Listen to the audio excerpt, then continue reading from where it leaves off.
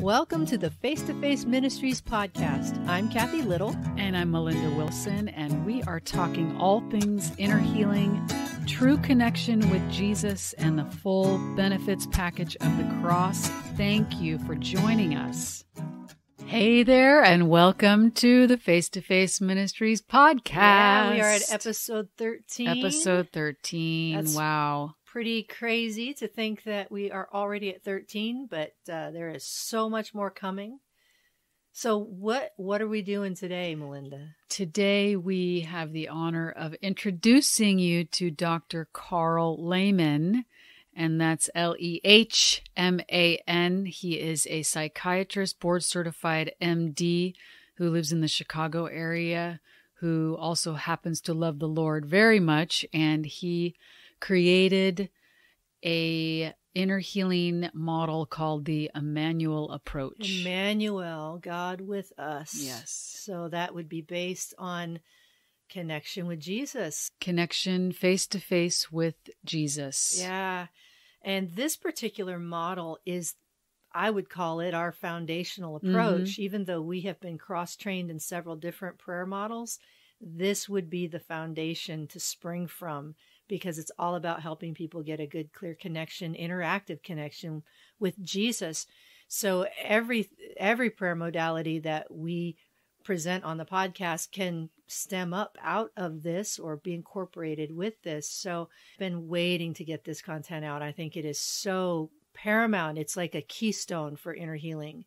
Yeah, and just one thing I was thinking of is, as you'll hear, Dr. Karl, as he likes to be called, I think it's affectionate. He's a really nice guy. Yeah, it was wonderful to spend that time with him, and he graciously gave us as much time as we wanted. But Dr. Karl was a very analytical person. Of course, he's an MD psychiatrist, so he's pretty darn smart. And he approached God from a more logical left brain standpoint for many years. And as you'll hear from his testimony, learning that Immanuel actually wants to have an interactive connection with us on a daily, regular basis changed his life and really softened his heart. So I can't wait for you all to hear him and hear his experience with Immanuel. We are both very excited to introduce the Immanuel Approach to you through this interview with Dr. Karl Lehman. We are here today with Dr. Karl Lehman, and he is the founder, the principal, I'll let you kind of give your title, but of the Immanuel Approach. And I've got to share this quickly, but I have found the Immanuel Approach to inner healing prayer the most effective tool to really connecting with Jesus in our pain and in good times as well as bad times. And so we're so honored to have you here, Dr. Lehman. Should I call you Dr. Lehman? Dr. Karl. Dr. Karl. Dr. Karl. Okay. Is that okay? It's Dr. Karl with a K. Thank you. Yeah. So we're so honored and delighted to have you. And I do have some questions for you because we'd love as many people to know about the Immanuel Approach and the goodness of Jesus as possible. Yes. So a little bit about you. Would you share with us how the Immanuel Approach, well, first of all, what is the Immanuel Approach? Yeah, that was one of your questions. So the long answer was, you can share that. Yes, there is a long answer to that question. What is the Immanuel Approach? And even the short answer is kind of longish. I was thinking one way could be just to describe the process. That might be one way that would actually fit in our time. So first piece, you apply brain science about how gratitude actually brings on the part of your brain that does relationships. So you deliberately recall and reconnect with a positive memory and focus on the best parts, stir up gratitude, stir up appreciation. And doing that will turn on your relational circuits. It'll turn on the part of your brain that actually does relationships. And that makes your brain easier to connect with the Lord. And if you have positive God memories, you use those. Because the way our brain carries relationships, my relationship with my wife is carried in the memories of our past experiences. So if you think about and activate and focus on a memory for a past positive connection with the Lord, that will activate in your brain where you carry your relationship with the Lord. So positive memory and gratitude turns on your relational circuits. Gratitude and remembering a connection with the Lord will turn on actually activate your neurological relationship with Jesus, with the Lord. And so those pieces are the perfect launching pad to connect with him now, right here in the present. So that's the first part of the Immanuel Approach. So once you're then in that positive memory, your relational circuits are on, you've activated your memory kind of context for your relationship with the Lord. You say, okay, Jesus, you promise you abide with us, you never leave us or forsake us. We know you've been with us, you are here right now. So I welcome you to be with me. Like in the memory context, there's reasons for that explained in the book. But so they're in that memory, Lord. Can you help me transition from just looking at it's like a photo album or it's like a video? Can you help me perceive your living, active, interactive presence in that memory context, in that memory place, Jesus? And then you describe whatever comes into your awareness. And if there's not something in the way, the person says, oh my goodness, I'm in that positive memory and Jesus is alive there. I'm interacting, I'm having an interactive connection with the living presence of Jesus in that memory place. So that's the first thing you do, is you establish a living interactive connection with Jesus in the context of a positive memory. So the next part of the Immanuel Approach is once you've got that in place, Jesus is now in the room. He's the ranking officer. Anybody else can just follow his lead. So if Jesus is in the room and the person is connected with the Lord, he's now in the driver's seat. All I got to do is say, Melinda, can you still perceive Jesus? Yes. Focus on him. I mean, we're just going to follow Jesus. Once that piece is in place, all the facilitator needs to do is just coach the person to interact with Jesus as the therapist, interact with Jesus as a leader. The first thing you can do is say, okay, Jesus, so focus on Jesus. Ask him, what do you want to do today, Lord? And then describe what happens. From that point on, every point of the session, every issue that comes up, every question that comes up, even like, what should we do today? Do you even want to work on trauma? We defer every one of those to Jesus. If we're working on traumatic memories, as soon as you get inside any traumatic memory, mostly, part of trauma is you can't perceive Jesus there. So usually when you go into a traumatic memory, you can't perceive Jesus there when you start. The first thing we do is, okay, let's help you connect with Jesus inside the traumatic memory. Once the person perceives Jesus inside the traumatic memory, again, okay, from here on out, he's now on site. Can you still perceive Jesus there in the traumatic memory? We focus on him, ask him for guidance and help. Every issue, every question, every problem, anything that comes up, he's the therapist in charge. I'm just the assistant. At any point, so one of the facilitator's jobs is to just monitor to make sure that you're still connected to Jesus. That's one of your most important jobs. So I'm facilitating, I'm just coaching you, keep interacting with Jesus, and I'm watching for any clues that you've lost that connection. Mm-hmm. If at any point you lose that Jesus connection, my job is just, there's a set of tools, I call them Immanuel Interventions. There's a whole section, a great big huge book about how can we get that connection back. So my job is to set it up in the beginning as a facilitator, then coach you to interact with Jesus as the person in charge. I'm monitoring to make sure you still have the connection. If it drops out, it's my job to help you get it back. And then the last cool piece of the Immanuel Approach, just as far as practical process goes, is what I call the safety nets. And this is a part of why it's so much easier and safer to transfer. A part of why lay people can do this. A part of why you can go to a village in a third world country, and in a weekend you can teach people to use the basic tools, is because if anywhere during the process you don't know what to do, you realize, okay, well, maybe Dr. Karl would know what to do here. I don't, because I'm 23 years old. I'm in Uganda. I have a third grade education.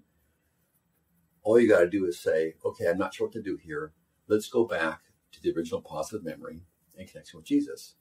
I just coach the person, okay, we're stuck here. You just coach them to describe again that positive memory. And what do you know? You can go back to that positive memory, focus on it, get back inside it, stir up gratitude again, reconnect with Jesus in that place. And even though we got stuck and we didn't get our healing taken care of, but you're back at a safe place, feeling grateful, connected to Jesus, and that's an okay outcome. Mm-hmm. So any point in the middle of the session where you don't know what to do, you go back to the positive place. If you have time, you can troubleshoot there. You can say, okay, well, now we're comfortably in a positive memory with Jesus. how come we were stuck? So it's a safety net troubleshooting tool. And at the end of your time, if you're running out of time, you're at the end of your designated time, and the person's still in a tough place, which is like one of the biggest challenges for professional therapists, is if your client is in a bad place at the end of your appointment time, how do you care for that? And that's a great big huge part of training, and it's stressful, and it gives therapists gray hairs. You can be a 23-year-old volunteer with a third-grade education in Uganda, and all you got to do is 10 minutes from the end, the person's still in a painful memory that we haven't resolved. Let's go back to the positive memory, stir up gratitude, get your relational circuits back on, reconnect with Jesus. We can work more next week, but for now, the plane is back on the ground, and you're okay. That just gives you a whole lot of options for having less experienced lay people, volunteers, beginners, to be able to use this or practice it or learn it safely, which is a crazy new, to me, that was totally new with the Immanuel Approach.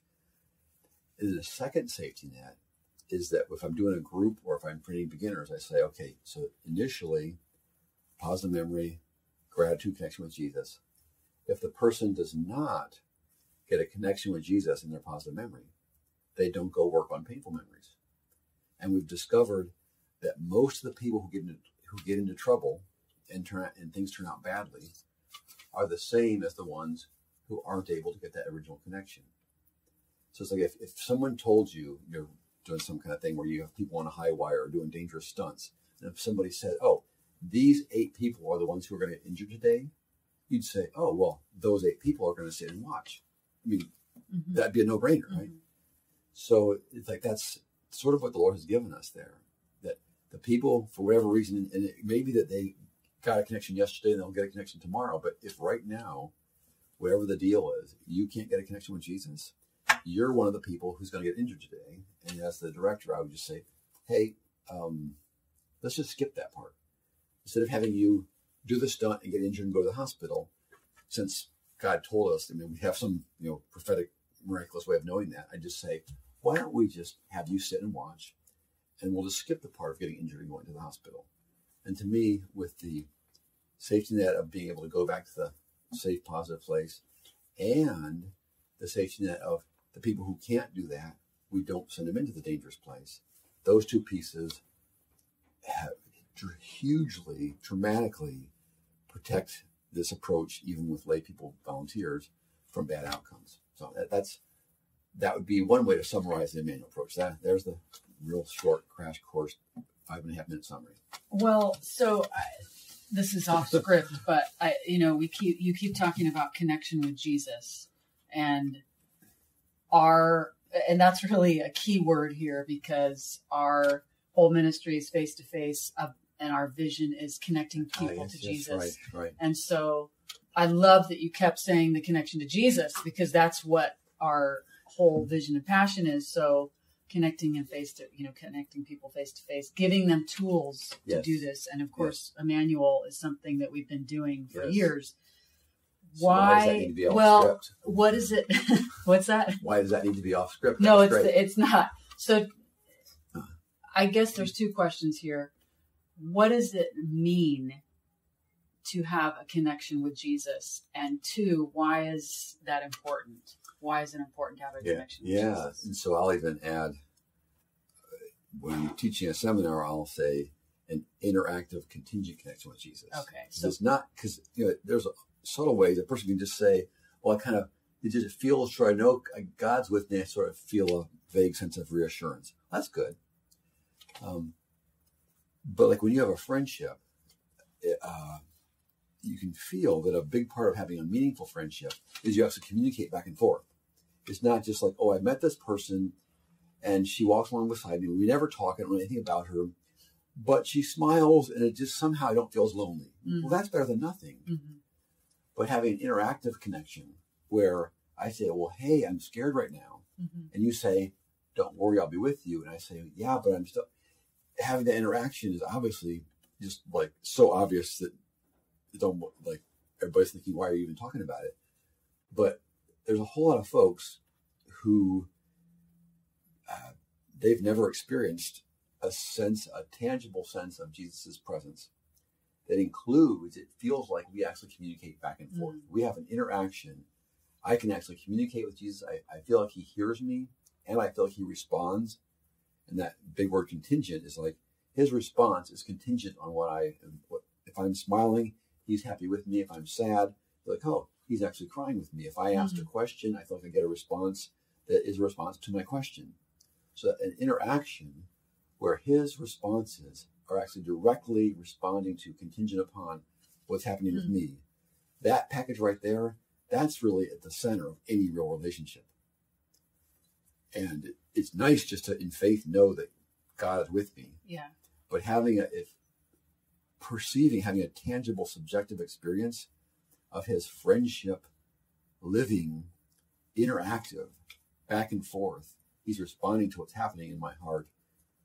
That to me is a huge, big, crazy thing that has happened. Everybody knows this. If you look carefully at history, people in history, people in the Bible, people in the New Testament have that. But to have been learning more about how we can cooperate with brain science. The more we know about how God designed the brain, and the more we cooperate with it, the more consistently, instead of just occasionally it happens in a conference or something and we say, yay, we can actually deliberately set up the conditions so that most of the time the person can actually experience. I can perceive Jesus' presence. I kind of have a sense of his presence. I have sort of an image of his face with a smile. And it feels like he's hearing what I'm saying. We're interacting, we're communicating in real time about what's important to me right now. That package is just huge, amazing, fantastic, crazy, good news, center of the gospel. Is that what you're asking?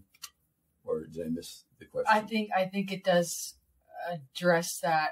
And another question that's coming to my mind for those that may have never had a connection, they're like, well, I've never, just like what you're saying, I've never experienced God's presence. I think so many believers, it's a one way, and we've heard this, we talk about it, we get on the phone, Jesus, I need this is okay, bye. And with no opportunity for him to respond. And I think that's something that we forget, that this is a two-way relationship. But share with us who can do this, Dr. Karl? Like, is it really hard, or does it take a really super spiritual person? Yeah, so I touch several points there. So one piece is we just say, Jesus, I need help. Please help me. We just send up the message and then go on and don't even listen, which is a lot of folks do that, which obviously gets in the way of actually hearing. There's also a whole bunch of us. This was my story, where I would talk to Jesus and beg for a response and wait for a response and go to 100 conferences over 30 years of my life, where they all claimed we'll help you be able to hear God, and would never get anything.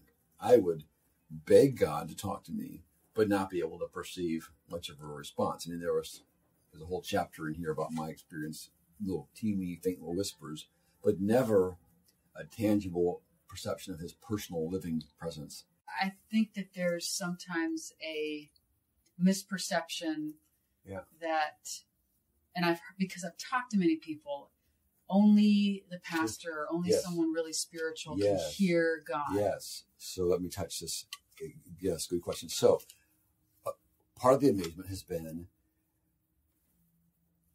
in first world countries where we're more defended and all, it's not as high. It might be 70% or 50 or 80 or something. But a great big chunk of people, if they just try, they cooperate with the simple steps that I've described, and the way your brain's built, it mostly works. We just had a conference right here, and there's 140 people, and our beginners conference piece, we just tried these simple, basic tools, none of the intermediate advanced troubleshooting. And when I asked how many people were able to perceive some kind of tangible, interactive presence of Jesus, and my sense, maybe 80% of the hands went, maybe 110 people raised their hands. So that's like newcomers, beginners, basic conference, just the simple tools, no troubleshooting. We got 3/4. That's kind of crazy. You go to places where there's kind of less sophistication, less left hemisphere interference, less defended stuff in the way. Often, we just the super basic tools. Go to a village somewhere, children total beginners, 25-year-olds with third grade educations. We just do the simple tools, no fancy troubleshooting. 2/3, 3/4 of people say, oh, I sense Jesus' presence. I feel his presence. I kind of sense his thoughts coming to me. I see an image of his face. I mean, some version of, I can perceive his tangible personal presence, and I can feel that we're communicating back and forth, and it feels real and it feels true. And if you do it, I coach them to do it, you can observe objective, observable, positive fruit that lasts, which is, to me, is a big clue. This is not just all in our imaginations. So crazy 2/3 of the folks who, like, just all comers, it works right out of the box, which is hard to believe. I mean, that's hard to believe. So I'm just like, okay, well, try it. There's a group of folks like me that there's blockages. There's whole chapters in the great big book about, the different kinds of things that can be in the way. And my utter conviction, observation, biblical foundation, clinical observations, Jesus is always with us. And I believe he always wants us to be able to perceive his presence and have a connection. Mm-hmm. And if that's not happening, there's something in the way. And when you find it and move it, people are able to perceive his presence. And my experience is 99% of the folks that aren't able to have that interactive connection with basic tools, you use the intermediate and advanced troubleshooting tools, and 99% of those folks are then able, whether it's an hour of troubleshooting or 5 sessions or months, or sometimes on big complicated cases, you might work for a couple of years using other tools, but close to 100% of the folks I've, over the last 15 years, as I deliberately troubleshoot, eventually they're like, oh my goodness. So there's another little touch on that. It's sort of surprising. It's fun. How many people say, well, yes, I believe that what you just said, Dr. Karl, that's all good and encouraging. And yes, the people who go to the charismatic folks, the other people, the women, the emotional people. Mm-hmm. But I'm an engineer. I'm a white male engineer in America. This kind of thing never works for me. So we'll just try it. I mean, if it doesn't work, that'll be disappointing. And I would encourage you to do troubleshooting, but why don't we just try it? And it's surprising, striking, fun. How many of those guys, they'll do it and they'll be like, oh my gosh. Gee. I mean, I've lost count of how many emails, how many times I've seen it, how many testimonies I've got from people who nothing else like this has ever worked. They've gone to conferences, they've tried devotional things, they've done guided imagery, they've done all kinds of other stuff. And they say, nothing has ever worked for me. I don't think this is going to work. And I say, well, just try it. And a surprising number of those folks, somehow these pieces, and some of them are fairly new, and putting them together in this way, as far as I know, is new. It's applying brain science to facilitate spiritual connection in a way. Lots of people who say nothing else has ever worked, they're like, oh my goodness, this is the first thing that's ever worked. So that's the long answer to your question of who does it work for? So what you're saying, I just want to reiterate, Dr. Karl, because this is I think it's so key and important to being a Christian. The life of a believer is about connection with Jesus. You're saying that anybody from any denomination, anywhere in the world, can have an ongoing interactive connection with Jesus where they know him, they know he's there. Are you saying that? That's exactly what I'm saying. And you are not just theory. I'm a board certified psychiatrist, MD, specialist, hardworking student, scored at the top of every exam, testing any objective ability of my training and memory and medical expertise, whatever. So I think I have some credibility. I've been a psychiatrist, MD, since clinical work in the hospital since 86, licensed since 88. 30 plus years. I don't know, something like 40 or 50,000 hours of clinical experience. So that's valid. But also it's not even just theory. We've done the experiment. So we've been doing this, using these tools from the first early iterations to the more fully developed pieces for 10 to 15 years all over the world. And we've tried it with children, with men, with women, with children, teenagers, young adults, middle-aged, 80-year-olds.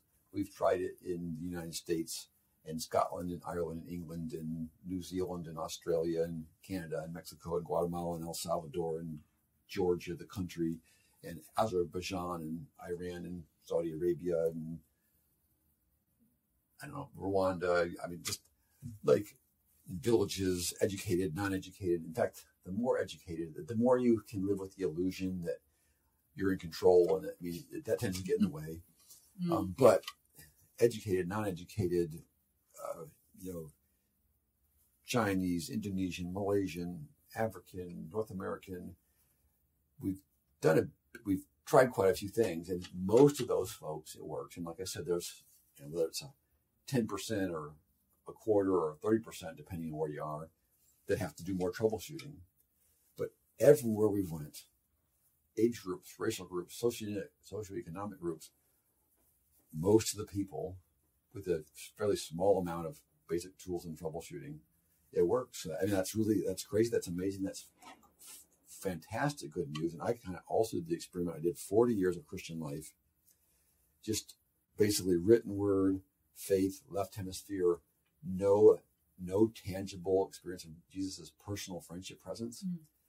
And that was, it was better than nothing, but it was dry and it was hard. And it was, now that I've also done Christian faith in life with the living word as the foundation in the center, with the center of my personal Christian faith experience now is a regular, daily, subjective, tangible experience of Jesus' personal friendship, interactive presence.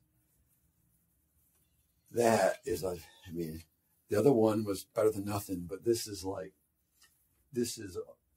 hard to get words for this. This is just a whole different way to do it. Oh my gosh. This is so much better news. Oh, wow. So that's my personal experience, which is part of why I have so much passion about it. I've done the experiment on myself, and this way to do it is, a 25-year-old VW Bug, with firing on half its cylinders will get you to the grocery store. But a brand new BMW is really, if you had the choice, it wouldn't be a big struggle. Yeah. And that's about what it feels like for me. So you use the Immanuel approach, or just connecting with Immanuel, you do that on a daily basis? Yes, Can you just give an example of what that looks like?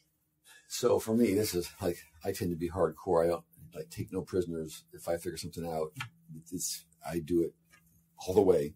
So for me, that means regularly I meet with a prayer partner. My wife, Charlotte, and I do this regularly with each other, and we both have prayer partners that if she's triggering me and it's hard to let her facilitate, I have multiple options. And regularly I have a facilitator who's able to do this with me, which is when it works the best. God has created our brains to work best in community.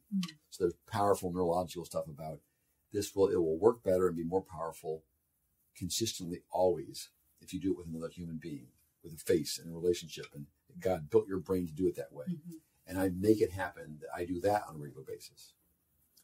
And after you learn to do it and you practice it with another person, and the more experience and the more skill you get, the more easily you can do it on your own. Whether it's just I'm on my exercise walk, I say, okay, Jesus, I'm just going to think about specific things I'm grateful for. I'm going to think about memories where I perceived your presence. I'm going to stir up gratitude. It's distracting. You got to dodge cars. I live in Chicago. You try not to die. Don't get reverted. There's all stuff you have to navigate. But even in all that, hey, thank you, grateful, I welcome your presence. And I'll usually kind of have a sort of a subtle image of Jesus' face. It feels true. It's like a 1 or 2 intensity on a scale of 1 to 10, but it feels true. It feels real. I sense Jesus' presence. I kind of sense a subtle back and forth sort of thoughts, or just sort of, hey, he's smiling, he's enjoying being with me. That kind of thing I do every day. In the middle of the night, if I wake up at 3 in the morning and I'm worried and I can't sleep, I'll just get enough of it, just sort of do enough to get a connection with Jesus. I'll sense his presence. I kind of have a vague image of his face. And it's subtle, not dramatic, but it feels true. I know it's true that he's here with me. I sense his presence, and I'll just talk directly to him. This is what I'm worried about, Lord. This is the thing I'm struggling with. And it feels true that he hears me, that he understands what I'm struggling with. I can see responses on his face. That I can tell he's actually tracking with me. Just that right there is helpful. There's a neat journaling thing. The Life Model people have this wonderful little joyful journey book. There's a way you can, some of the same brain science, some of the same neurology that makes it most powerful when you do it with a person. About half of that same brain stuff works.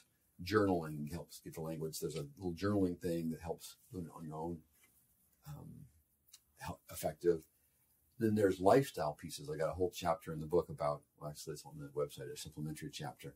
There's a DVD set, whatever, about Immanuel lifestyle.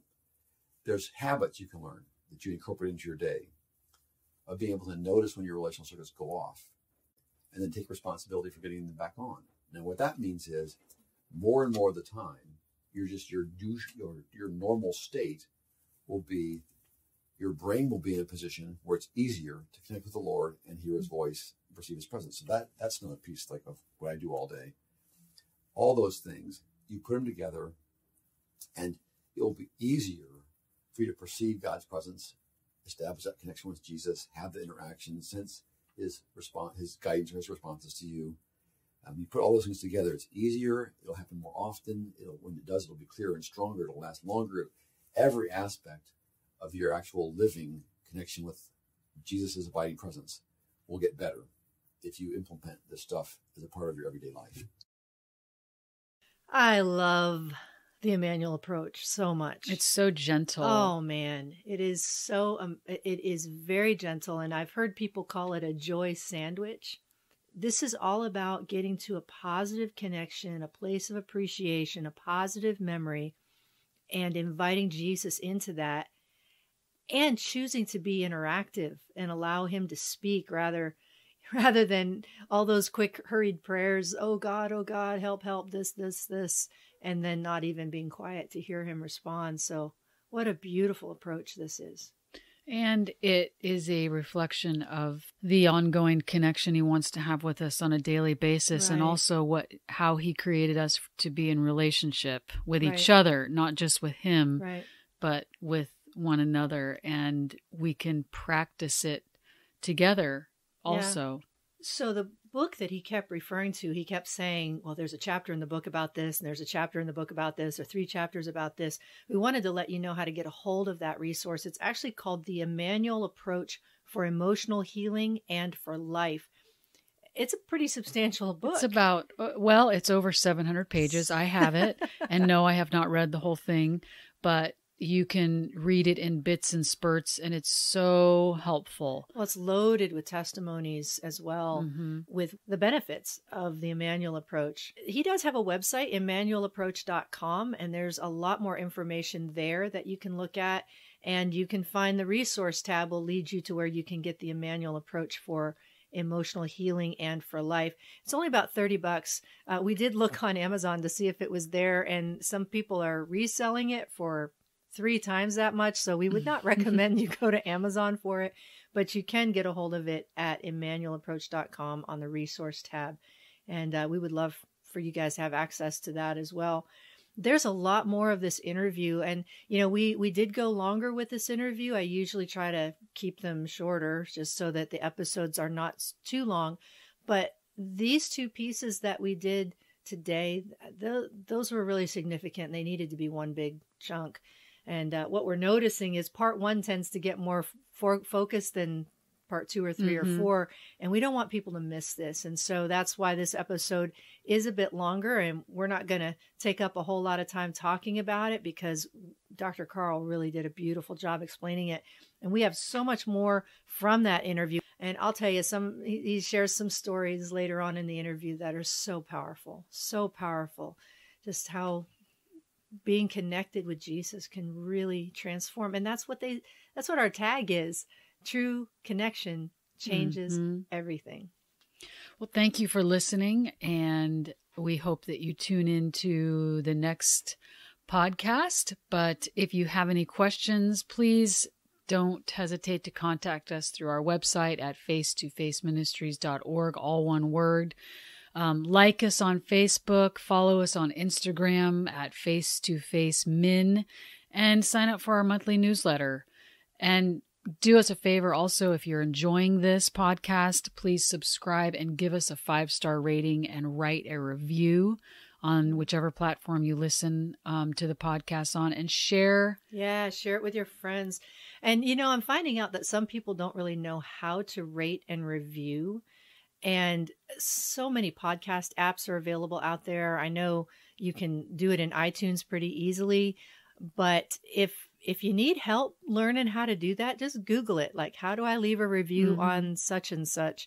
And that will help you, because like we said in the last episode, it really does help us to get more noticed and to be more visible for people as a resource. And we really do want this to be a resource to the church. We want it to be educational, informative, helpful, and hopefully it'll be part of your journey closer to Jesus, because that's the whole point, is face-to-face connection with him. So there you go.